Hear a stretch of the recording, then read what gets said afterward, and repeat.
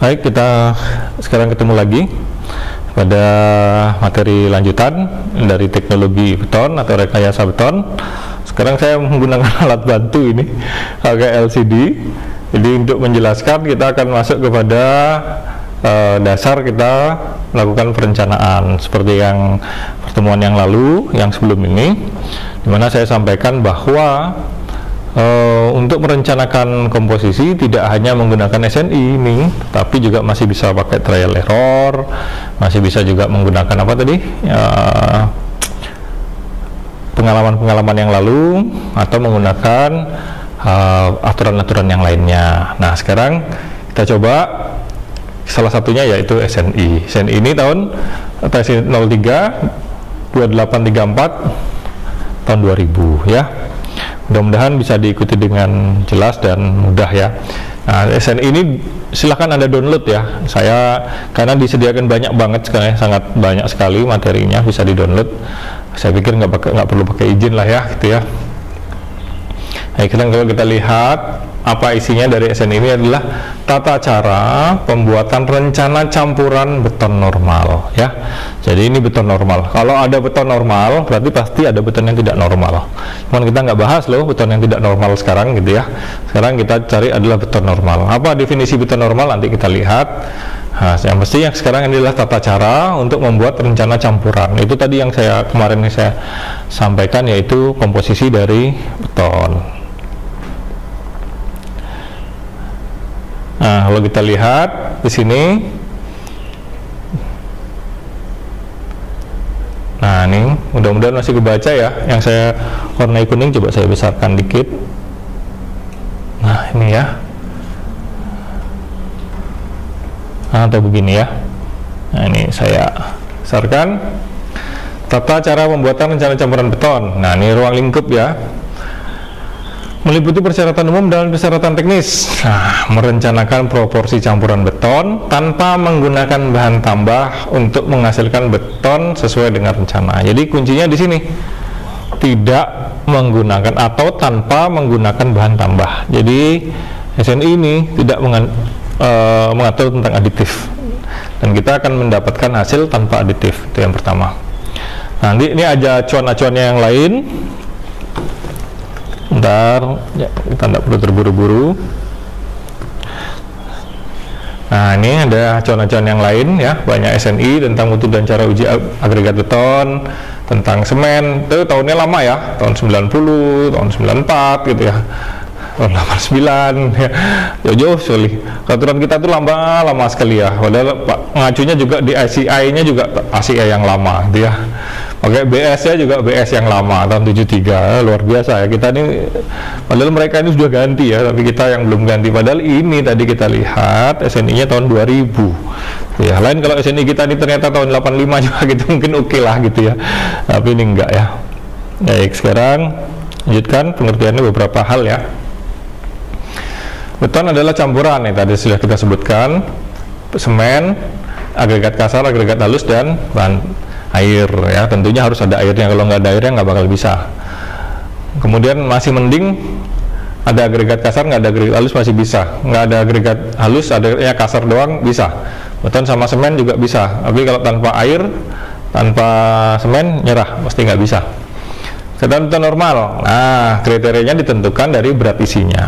Beton normal itu antara 2200 sampai 2500 kg per meter kubik. Nah, jadi menggunakan agregat alam yang dipecah. Jadi inilah yang disebut dengan beton normal.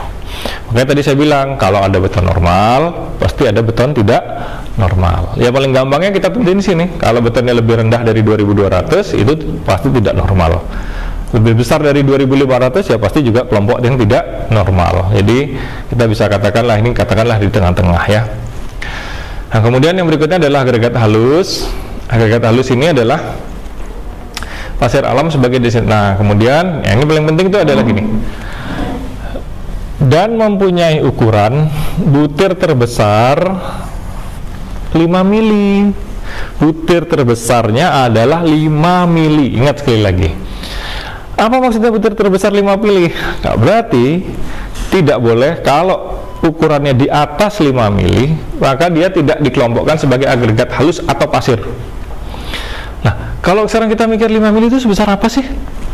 5 mili itu kan setengah senti ya.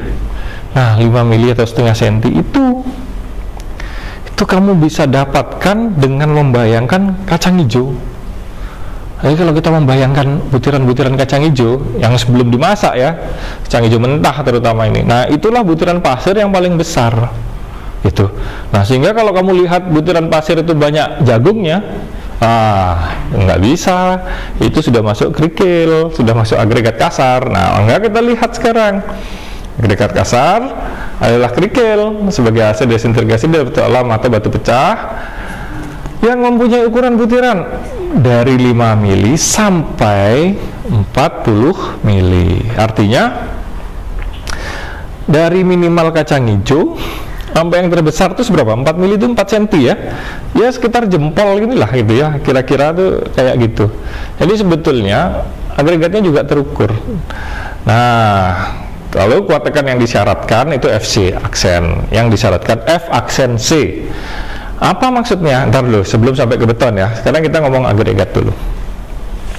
Seringkali kalau kita, terutama teman-teman yang kerja di proyek ya, rekan-rekan yang atau mahasiswa yang sudah mulai magang industri atau PKL lah, PKL, atau mungkin rekan-rekan yang kerja di proyek, baik itu pelaksana, mandor atau yang lain ya, gitu ya. Kalau ngecor itu sering beli pasir cor. Jadi dia pikir pasir cor nggak apa-apa lah, pasir itu ada butiran-butiran kasarnya. Kenapa dia pikir nggak apa-apa? Dia beli pasir yang ngawur, yang penting ada pasirnya, ada butiran-butiran kasarnya ada, tuh nggak apa-apa. Kenapa? Karena pikirannya toh nanti dicampur dengan agregat kasar atau dicampur juga dengan kerikil, sehingga sebetulnya nggak apa-apa, pada akhirnya dia akan tercampur juga gitu. Lah, pikiran kayak gitu atau asumsi-asumsi seperti itu, pendapat seperti itu sebenarnya kalau berdasarkan SN ini jadi salah. Harus secara strict kita bilang itu salah gitu. Kenapa? Karena definisi dari agregat halus itu terbesar adalah 5 mili. Jadi pasir yang sudah kecampur, yang dibeli dengan butiran-butiran kasar yang cukup banyak, itu tidak tergolong kepada definisi sebagai pasir atau agregat halus. Efeknya di mana? Efeknya tentunya nanti di saat kita menghitung komposisi, sebenarnya butiran-butiran kasar itu sudah mengambil komposisi dari agregat kasar ini, gitu loh. Nah, itu jangan sampai kita keliru. Jadi kita seolah-olah kita ngukurnya ini pasirnya 40% katakanlah misalkan gitu ya. Pasirnya 40%. Tapi 40% itu banyak butiran kasarnya. Otomatis sebenarnya dia sudah mengambil porsi dari agregat kasarnya gitu ya. Tapi kalau kita paksakan tetap 40 pasir, 60 agregat kasar dengan komposisi pasir yang banyak kasarnya, wah itu pada akhirnya akan mendapatkan beton yang kurang bagus juga, yang tidak maksimal. Nah, seperti itu kira-kira. Demikian juga untuk agregat kasar. Ya, di sini ini butiran maksimalnya adalah 4 cm atau 40 mili. Ya, kita harus berupaya lah untuk mendapatkan agregat-agregat yang ukuran butirannya tidak lebih besar dari 4 cm gitu ya. Nah, sehingga saya sangat menyarankan kalau kita mau ngecor, siapa saja yang mau ngecor, kalau mau menggunakan SNI, menggunakan peraturan ini dengan sangat ketat, maka gunakanlah pasir yang bagus. Pasir yang halus, banyak istilahnya tentang pasir halus ya. Ada yang bilang pasir super, ada yang bilang pasir pasang, ada yang bilang pasir apa lagi, yang diayak gitu ya. Tapi yang pasti saya harapannya ini yang harus dipegang. Oke. Sekarang yang nomor 5, kuat tekan beton yang disyaratkan FC. Jadi yang disyaratkan, nah ini jadi dia menggunakan benda uji berdasarkan benda uji berbentuk silinder. Nah, diameternya 150 mili dengan tinggi 300. Ini standar. Jadi F aksen C itu adalah kuat tekan yang ditetapkan. Maksudnya gimana? Yang ditetapkan itu atau yang disyaratkan itu, kalau kita di proyek, maka dia ada di spesifikasi teknis. Sedangkan kita baca spesifikasi teknis atau gambar rencana atau di dalam BQ, Bill of Quantity-nya disebutkan beton dengan mutu F aksen C 20. Artinya itulah yang disyaratkan. Nanti dibaca di speknya, dia minta berapa gitu ya. Atau kalau kita tidak dapatkan di speknya, ada di gambar rencana nggak gitu ya, mutu betonnya. Nah, ini adalah kuat tekan yang disyaratkan. Artinya siapa yang mensyaratkan ya? Owner yang mensyaratkan. Atau yang memesan, kalau kita perusahaan beton ya, siapa yang memesan? Ya orang yang memesan itu konsumennya, dia mensyaratkan. Nah, kita sebagai produsen harus mampu memberikan sesuai dengan permintaan dari konsumen.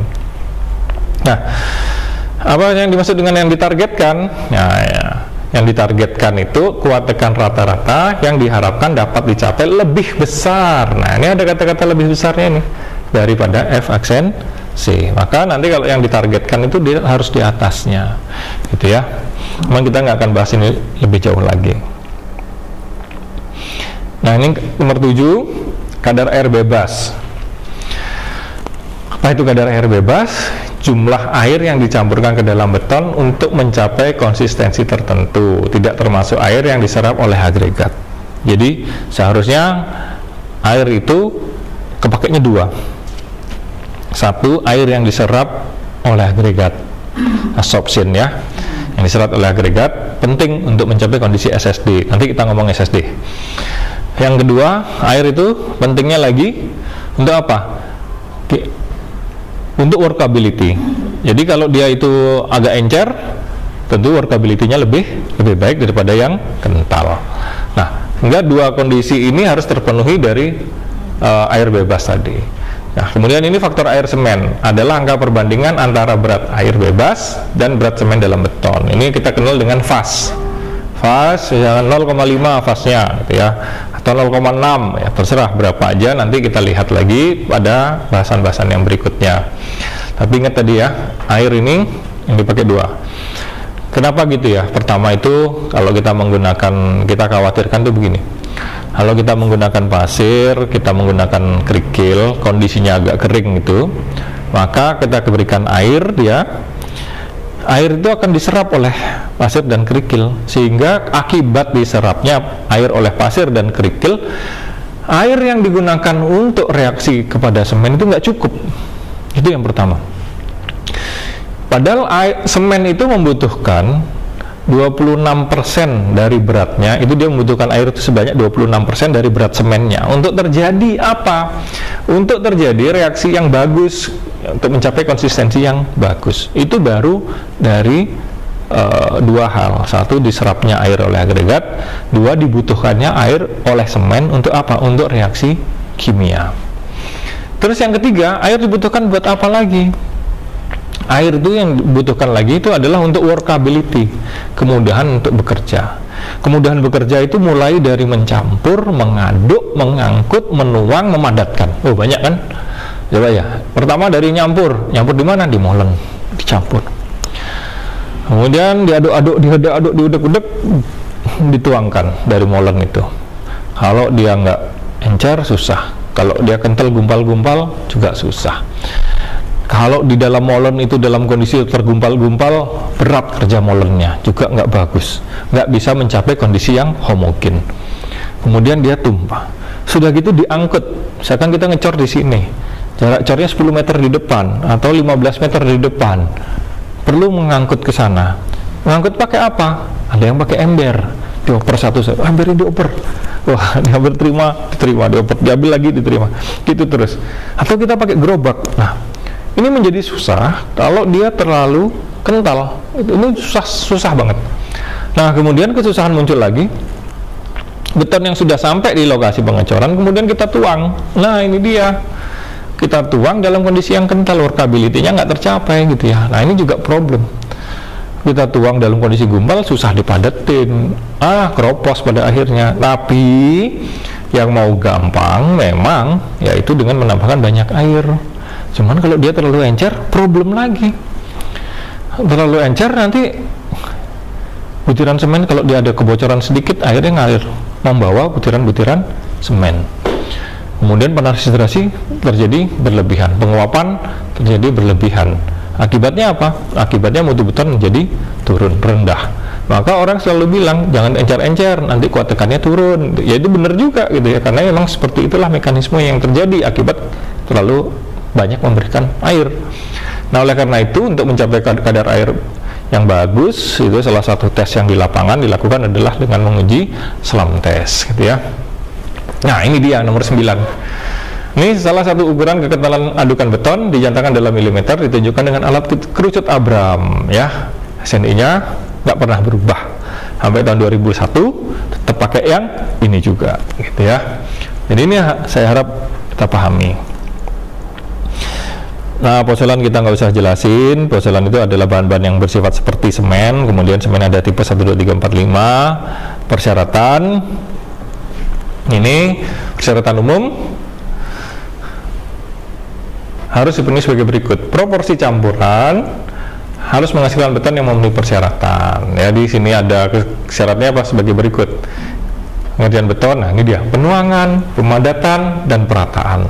Dengan mudah dapat mengisi acuan dan menutup permukaan secara ini ya, secara merata. Ini sebetulnya mungkin. Maksudnya gimana? Ini kan kalau kita ngecor, itu ada begesting dari kayu ya, dari triplek gitu atau dari papan. Ada jarak antar tulangannya. Terus besinya kita taruh besi tulangan. Nah itu kalau kita cor di sana, kalau kita betonnya terlalu kental, susah itu sampai kepadatan, susah, ujungnya menjadi tidak awet, kuat tekannya menjadi turun, akibatnya tidak ekonomis juga. Kenapa menjadi tidak ekonomis ya? Kalau dia rusak kamu perbaiki, bongkar lagi, bikin lagi, wah udah pasti banyak tidak ekonomisnya. Nah ini tanpa bahan tambah ya, jadi ini saya nggak terlalu detail jelaskan. Nah kemudian kita lihat bahan untuk campuran coba. Nah ini yang disebut dengan trial, harus mewakili bahan yang akan digunakan dalam pekerjaan yang diusulkan. Nah ini penting. Maka oleh karena itu kalau kita pada suatu pekerjaan atau proyek gitu ya, yang sekiranya akan menggunakan beton dalam kuantiti yang banyak, kemudian betonnya kita campur sendiri on site ya, bukan beli di perusahaan-perusahaan beton itu yang datang pakai truk molen mixer itu ya. Tetapi ini kita molennya on site, kita nyampur dengan komposisi. Nah ini yang perlu diperhatikan apa? Yang perlu diperhatikan adalah pada saat kita melakukan job mix, pada saat kita melakukan perhitungan komposisi, kan nanti perlu data-data agregat. Agregat tersebut harus merupakan agregat yang akan kita gunakan untuk bikin betonnya. Jadi nggak boleh job mix yang pakai agregat ini nanti proyeknya agregatnya yang berbeda, itu asli nggak boleh gitu ya. Maka ini yang harus dipikirkan dengan baik. Nah persoalannya akan muncul awalnya biasanya gitu, agregat pertama datang job mix, nah agregat pertama tuh habis, datengin lagi agregat yang kedua. Nah pertanyaannya, kira-kira agregat yang kedatangan pertama dengan kedatangan yang berikutnya itu similar nggak sih gitu loh. Nah di sini dia kita harus menjaga konsistensi ya. Gimana caranya jaga konsistensi? Yang pertama, belilah di tempat yang sama, kemudian belilah di quarry yang sama. Di quarry itu yang sumbernya, misalkan kita cari referensier yang mana gitu ya, suatu referensier, nah kita beli di sana, tapi dengan catatan dia juga harus cari material yang asalnya seperti yang datang pertama itu. Jadi kita harus mempertahankan konsisten, jangan konsisten dalam inkonsistensi. Nah itu biasanya memang begitu sih, tapi kita coba untuk lebih disiplin gitu ya, supaya kita tidak ingin terjadi masalah-masalah pada pekerjaan kita, pada proyek-proyek, sehingga menimbulkan problem-problem berat di kemudian hari. Nah ini kemudian untuk perencanaan campuran ya, ini yang dimaksud dengan komposisi ya. Jadi harus memenuhi persyaratan ini. Perhitungan perencanaan campuran harus didasarkan pada data sifat-sifat bahan yang dipergunakan dalam produksi beton. Nah, ada sifat-sifat. Makanya kita akan tes nanti kayak tadi saya sampaikan atau sebelumnya atau video sebelum ini. Bahan yang baik. Bahan yang baik ada bahannya ada airnya harus yang baik. Air yang baik gimana? Paling gampang tuh air yang dapat kita minum lah, itu udah air yang paling bagus, nggak berasa, nggak berwarna, nggak ada kotorannya, itu yang paling bagus. Kemudian semennya juga masih dalam bentuk butiran-butiran halus, belum menggumpal. Agregat kasarnya gimana? Berat jenisnya terpenuhi, ukurannya terpenuhi, dan selainnya nanti akan terpenuhi. Misalkan yang lainnya tapi nggak usah disebutin sekarang. Yang berikutnya pasirnya gimana? Pasirnya paling tidak ada 1 berat jenisnya terpenuhi, 2 dia masuk ke dalam zona pasir, yang ketiga dia tidak mengandung banyak lumpur. Dia paling tidak itu harus praktek yang cepat ya. Cuman problem itu nanti adalah pasir-pasir di proyek itu ada lumpurnya sering tinggi. Nah itu yang jadi masalah ya. Nah ini yang paling nomor. Susunan campuran beton yang diperoleh dari perencanaan ini harus dibuktikan. Coba dibuktikan. Artinya kalau nggak dibuktikan, nggak terbukti, dia tahayul gitu. Taman tahayul. Di sana tuh ngeri. Di sana ada ini, ada itu. Itu baru katanya. Sehingga kita bisa bilang komposisi ini katanya akan menghasilkan beton F aksen C 20. Katanya. Supaya menghilangkan katanya, maka buktikanlah. Nah, dibuatkanlah benda uji, dibuktikan bahwa benar atau tidak komposisi itu mencapai. Kalau dia terpenuhi, berarti dia benar komposisinya, itu tidak takhayul lagi, udah terbukti gitu ya. Tapi yang harus dicapai yang mana? Yang ditargetkan tadi, bukan yang disyaratkan ya. Seperti itu.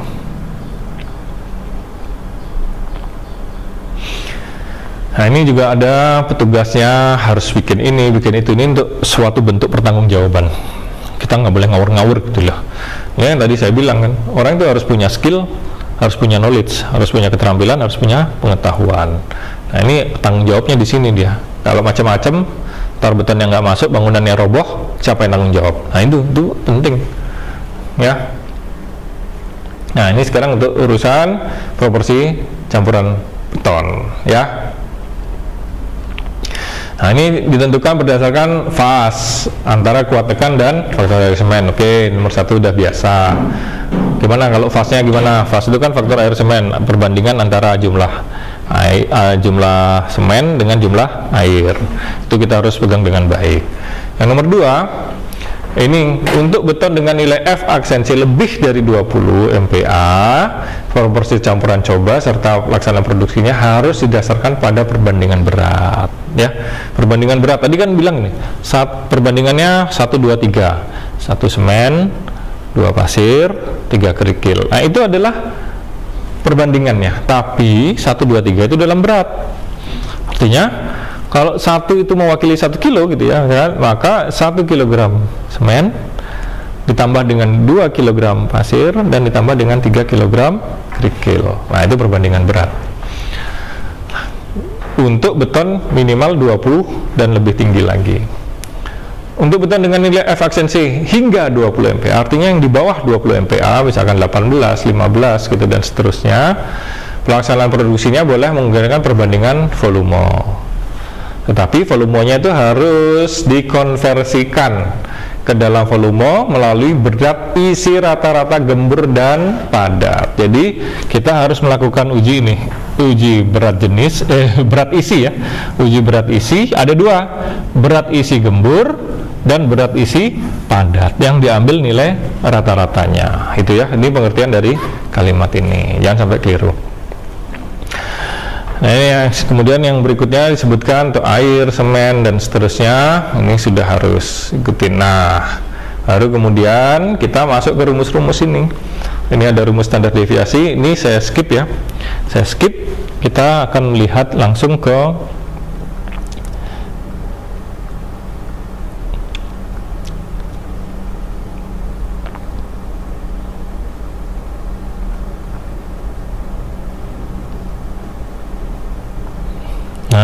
kita akan sekarang lihat ke formulir perencanaan. Jadi itu tadi penjelasan-penjelasan yang di atasnya saya skip. Kita sekarang melihatnya loncat ke formulir perencanaan campuran beton. Jadi sekali nanti kalau kita baca di sini, kita buka lagi yang di atas. Kita baca di sini, kita buka lagi yang di atas. Kenapa saya pilih metode seperti itu? Kalau Anda mulai runut dari atas mengikuti ini, nanti sampai di sini bingung. Ini apa ya? Udah capek-capek ngejelasin yang di atasnya, sampai sini pusing, bingung, maka balik lagi ke sana. Maka supaya nggak bolak-balik banyak, cukup ini aja. Sekarang kita belajar dari sini, dari formulir ini, baru kita lari ke atas sana ya. Baik kan, nomor 1. Nah ini Ini ada beberapa hal yang memang sangat prinsip yang harus diketahui. Kuat tekan yang disyaratkan dalam benda uji silinder atau kubus. Nanti untuk SNI kita akan gunakan, tadi kan salah disebutkan benda ujinya silinder, maka kita sementara abaikan dulu kubusnya.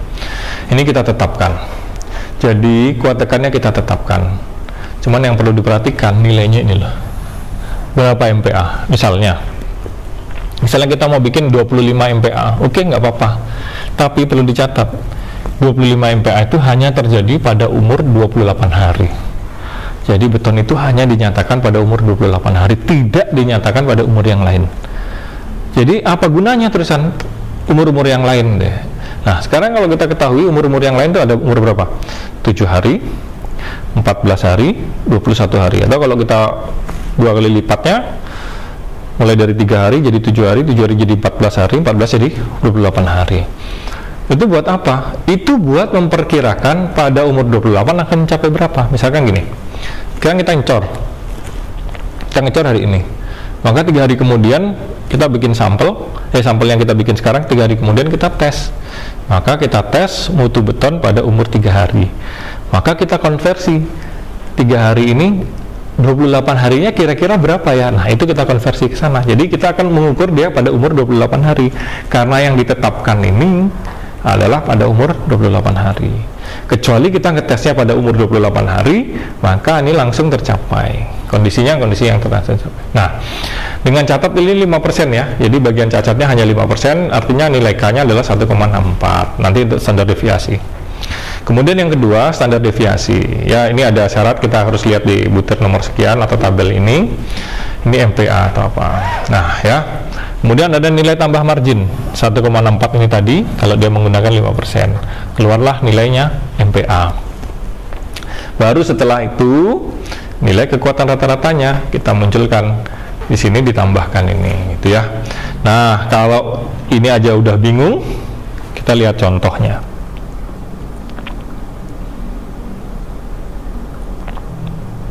Nah, kita lihat contoh yang dari sini. Contoh isian perencanaan. Nah, dia bikin yang ditetapkan itu 22,5 pada 28 hari. Yang tidak memenuhi syarat, cacatnya adalah 5%. Kemudian standar deviasinya diketahui nilainya 7, gitu ya. Ini 7 itu dengan benda uji di bawah 15. Pas di 15 ya. Nanti kalau yang di bawah 15 lain lagi. Kemudian nilai tambahnya 1,64 kali SD. SD-nya kan ini standar deviasinya 7, maka 1,4 kali 7 adalah 11,5. Sekarang dilihat yang nomor 4 ini. Kekuatan rata-rata yang ditargetkan adalah nomor 1 ditambah nomor 3. Berarti 22,5 ditambah 11 mendapatkan 34 MPa. Nah, kita lihat lonjakannya. Lonjakannya ini jauh banget loh. Dari 22,5 harus mendapat 34 MPa. Ini kan nilai yang sangat jauh. Berapa? 11,5 selisihnya. Kalau kita hubungkan dia dengan apa? Dengan harga, maka kita yakin bahwa beton itu semakin tinggi mutunya atau semakin tinggi kuat tekannya, harganya semakin mahal. Nah, sekarang kita membeli yang 22, apakah kita akan memberi harga yang 34? Nah, ini dia dilemanya tuh ada di sini. Kenapa kita harus bikin jauh seperti ini, gitu ya? Nah, ini juga problem-problem yang inilah makanya ditetapkan standar deviasi dan nilai tambah atau marginnya. Artinya gini, nilai 11,5 ini adalah nilai untuk mengantisipasi kondisi-kondisi tidak terduga, kondisi tidak terukur, atau kesalahan-kesalahan yang terjadi di dalam proses pengecoran. Artinya ini masuk kepada, ini mengarah kepada pelaksanaan sebenarnya. Jadi takutnya gini, nyampur pagi-pagi, tukangnya masih semangat, komposisinya masih ikut, diawasin oleh pengawasnya sambil berkecak pinggang begini. Wah, yang kerja disiplin. Tapi begitu udah mulai siang, pengawasnya udah lelah di lapangan, balik ke site, tukangnya kerja seenaknya sendiri. Nah, maka terjadilah Penurunan dari apa? Turun mutunya, turun campurannya. Tadinya kental jadi encer, tadinya semua pasirnya diikuti jadi tidak, gitu ya. Jadi semakin banyak pasirnya daripada kerikilnya, itu kan sudah terjadi perubahan komposisi sedikit demi sedikit akibat pengawasan yang kurang. Nah, angka keamanan mutu ada di 11,5, gitu loh maksudnya. Nah, oleh karena itu seringkali untuk keperluan tertentu, misalnya untuk keperluan apa? Untuk keperluan laboratorium, misalkan kita bikin skripsi, bikin tugas akhir, atau bikin tugas mata kuliah gitu ya, kita abaikan, kita bikin ini tidak terlalu tinggi untuk hanya mengantisipasi kesalahan-kesalahan di laboratorium. Kenapa kita bisa turunkan? Karena kita gunakan di laboratorium itu alat yang standar, timbangan juga ada, semua serba terukur dalam volume yang kecil. Nah, bayangin kalau di lapangan, emangnya di proyek ada timbangan ya? Kan nggak ada. Oleh karena itu dia jadi problem. Nah, kecuali kalau kita beli beton, itu beton ready mix yang kita beli, maka dia datang dalam kondisi yang sudah siap, gitu ya. Kita nggak perlu tahu lagi dia mau pakai margin berapa. Penting itu tanggung jawabnya dari penyedia jasa. Nah, seperti itulah kira-kira ini yang harus dijelaskan, yang paling penting. Nah, kemudian di dalam job mix ini nanti setelah kita dapatkan komposisinya, yang tercapai itu harus yang 34 MPa, bukan yang 22,5. Namun, itu tadi sekali lagi, kalau kita nyatakan 11,5 itu terlalu besar untuk keperluan tertentu, maka kita turunkan bukan dari mutunya di atas sini, tetapi kita bisa turunkan dari standar deviasi maupun nilai marginnya, gitu ya. Nah, untuk informasi tentang deviasi dan margin, kita harus lihat dia ke atas, jauh di atas.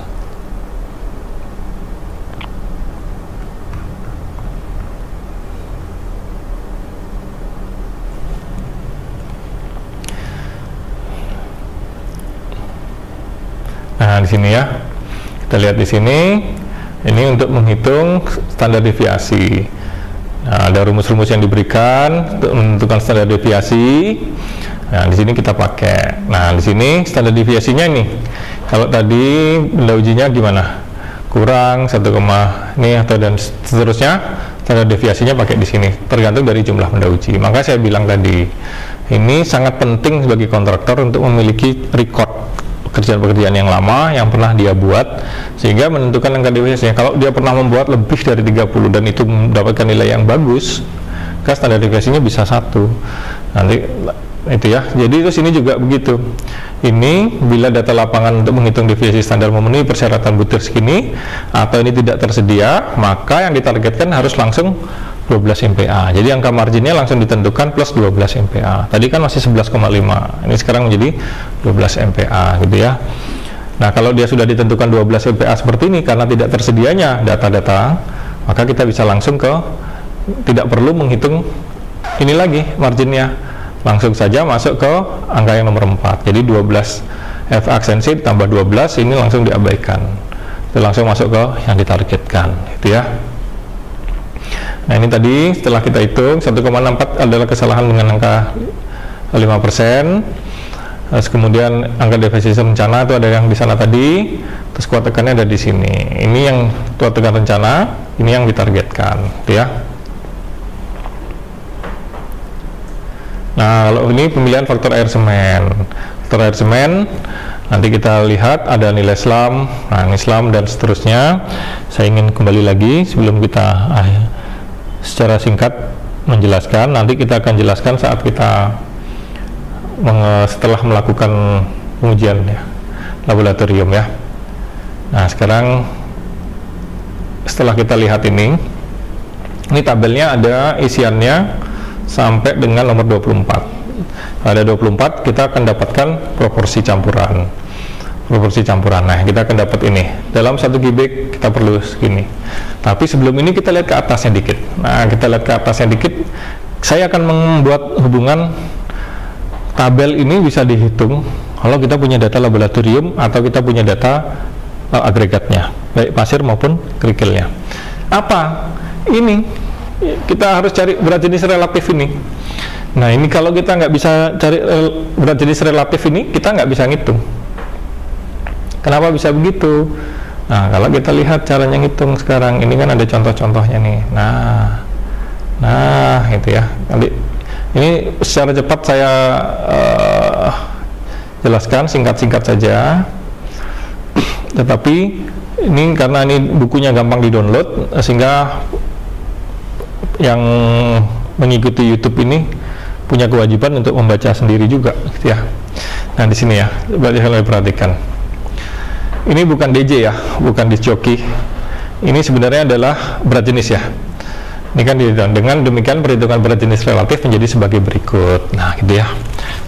Ini 0,36 ini sama dengan 36%. 36% dari apa? Ini pasir. Jadi agregat campuran pasir plus kerikil itu 100%. 0,36 ditambah 0,64 itu sama dengan 1,0, atau 36% ditambah 64% sama dengan 100%. Itu agregat gabungan. Nah, kalau agregatnya sudah digabung dengan jumlah 36% dan 64%, berapa berat jenis agregat gabungannya? Itu pertanyaannya di sini, gitu yang harus dijawab. Maka setelah kita tahu komposisinya, ini kita perlukan apa? Ini berat jenis masing-masing. 2,5 ini adalah berat jenis pasir, dan 2,6 ini adalah berat jenis apa? Berat jenis dari kerikilnya. Nah, oleh karena itu kita perlu masuk ke laboratorium untuk mendapatkan nilai berat jenis dari pasir dan nilai berat jenis dari agregat kasar atau kerikil. Nah, tanpa kita masuk ke laboratorium, otomatis ini hanya menjadi perkiraan. Ya, walaupun ada cara untuk memperkirakan, tapi saya harap tidak seperti itu. Lebih baik kita melakukan pengujian. Nah, ya. Nah, kemudian, nah ini tadi kan dibilang nih. Ini perbandingan 36% pasir terhadap, nah ini sini dia, untuk mendapatkan yang tadi di bawah ini, yang di bawah sini ya.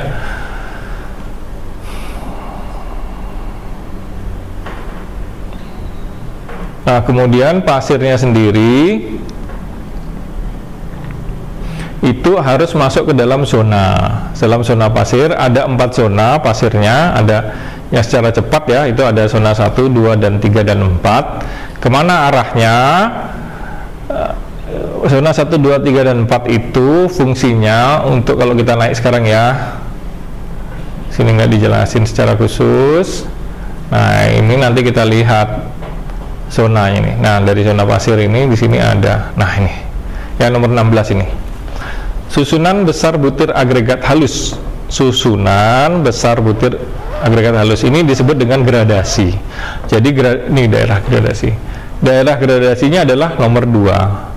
Jadi zona, ini sebetulnya zona, gitu ya. Ada yang nyebut zona, ada yang gradasi butir nomor 2. Jadi ada 4 zona dalam pasir itu, zona 1, 2, 3, dan 4, yang dapat kita pilih berdasarkan apa? Berdasarkan hasil pengujian ayakan dari pasir, gitu ya. Nah, nanti setelah kita tentukan dia zona 2, nanti kita akan lihat grafik 7, 8, dan 9, bahkan sampai dengan 11, 12, 10, 11, dan 12. Jadi kalau kita ingin coba langsung zona pasirnya seperti apa, pengaruhnya ya ke dalam job mix ini ada di sini. Nah, ini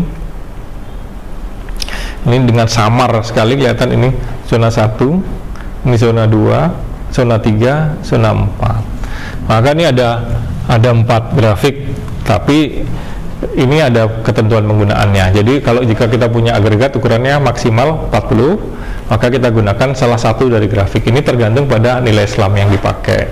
Selamnya berapa yang kita gunakan, gitu ya. Nah, setelah kita milih, misalkan selam kita adalah 100, agregat kita ukuran 40, maka kita akan gunakan grafik yang ini untuk mendapatkan nilai fast.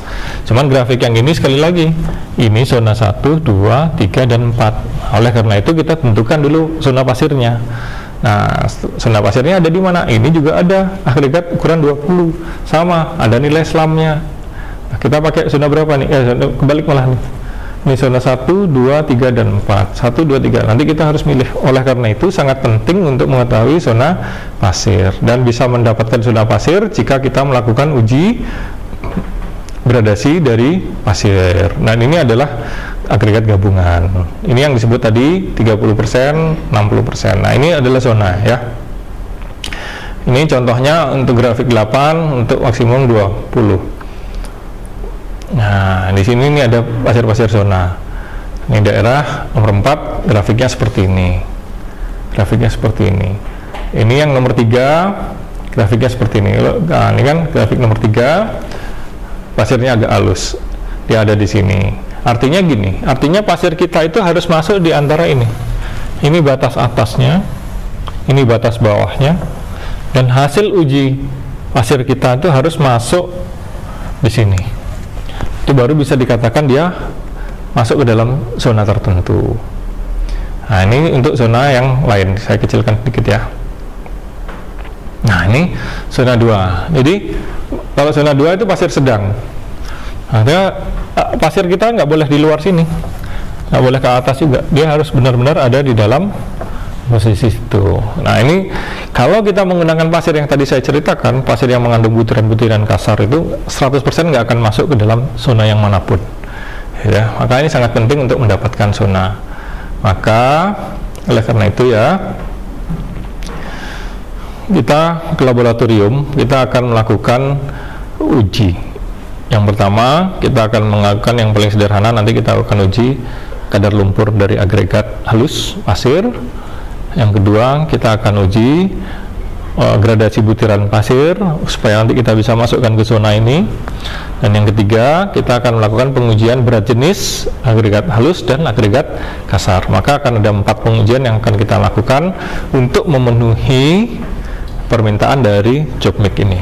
Ini di luar kebutuhan untuk menyatakan agregatnya baik. Jadi agregat yang baik itu masih banyak, masih ada Los Angeles untuk mendapatkan nilai abrasi, ada kuat tekan dari Rudelov, ada pelapukan, ya masih banyak.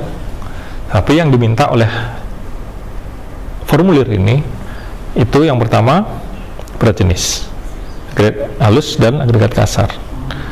Yang berikutnya, yang kedua adalah zona. Ya, oleh karena itu kita akan tambahan satu lagi, nanti saya akan tambahkan, yaitu kadar lumpur. Nah, inilah yang akan kita lakukan. Setelah ini saya akan tunjukkan pada video yang berikutnya bagaimana kita masuk ke laboratorium, melakukan pengujian. Nanti hasil akhirnya kita akan kembali lagi ke sini, ke metode campuran ini, untuk baru kita bisa menghitung gitu ya, dengan hasil yang real. Saya nggak ngajarkan yang contoh yang ada di sini. Contoh yang ada di situ tentunya ini mudah di-download, harus dibaca. Ini menambah pengetahuan kita. Tapi nanti saya ajarkan yang aplikatif. Kita ambil hasil dari laboratorium, kita masuk ke sini, lalu kita ketemu komposisi berdasarkan kondisi-kondisi nyata dari agregatnya, gitu ya. Baik, kira-kira demikian dari saya. Sekilas, sangat-sangat sekilas tentang SNI 032834 tahun 2000, dan sekilas juga tentang apa yang dibutuhkan, bagaimana grafiknya, bagaimana.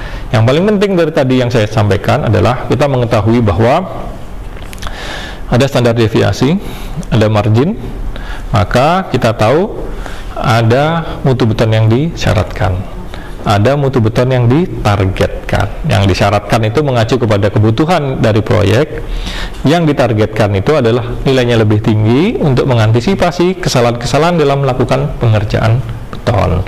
Apa saja pengerjaan beton? Itu campuran tadi, macam-macam ya, mencampur, mengaduk, mengangkut, menuangkan, memadatkan, meratakan. Itu semua kadang-kala banyak proses yang keliru, banyak proses yang tidak terpenuhi, sehingga mutu betonnya turun. Nah, angka margin itu untuk mengantisipasi sejelek-jeleknya pekerjaan di lapangan tidak menghasilkan beton yang kurang dari yang direncanakan. Itu ya. Kira-kira demikian dari saya untuk pertemuan kita yang kedua ini. Segera kita akan lanjutkan video untuk yang pengujian di laboratorium dengan melihat bagaimana kita mengkondisikan agregat, bagaimana kita mengambil sampel agregat dari tumpukan yang banyak, dan seterusnya. Hingga nanti setelah selesai itu semua, kita balik lagi, baru kita masuk ke dalam materi perhitungan ini. Kemudian setelah perhitungan ini kita balik lagi ke lab. Untuk apa? Untuk membuat benda uji, untuk membuktikan hasil yang kita buat tadi ya atau tidak, gitu ya. Nah, demikian kira-kira untuk pertemuan kita yang kedua ini, di video yang kedua ini. Saya harap ada banyak pengetahuan baru atau penjelasan-penjelasan, dan kalau misalkan saya kurang menjelaskan atau ada yang tidak pas dari penjelasan saya, silahkan sampaikan di kolom komentar, nanti kita bisa lakukan diskusi dari sana. Demikian kira-kira pertemuan kali ini. Saya ucapkan banyak terima kasih. Assalamualaikum warahmatullahi wabarakatuh.